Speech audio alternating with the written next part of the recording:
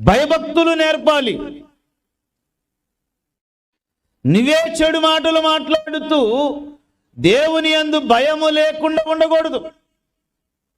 ఒక ఆదర్శవంతమైన కుటుంబం, క్రీస్తును కలిగిన కుటుంబం చెడు మాటలు కానీ కపటమైన విధానాలు కానీ నేర్పించకూడదు.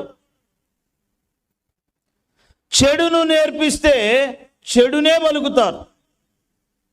కీడును కల్పించే విధంగా మనం మాట్లాడితే కీడునే మాట్లాడతారు, కీడును గురించి మాట్లాడతారు.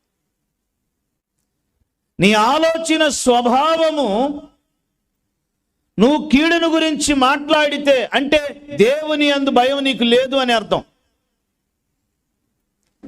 కపటమైన మాటలు మాట్లాడుతున్నావంటే ఉన్నది ఒకటైతే లేని దాని గురించి కపటముగా ఒకటి మనసులో పెట్టుకొని ఇంకొక ధోరణితో మాట్లాడటం కపటమైన మాటలు.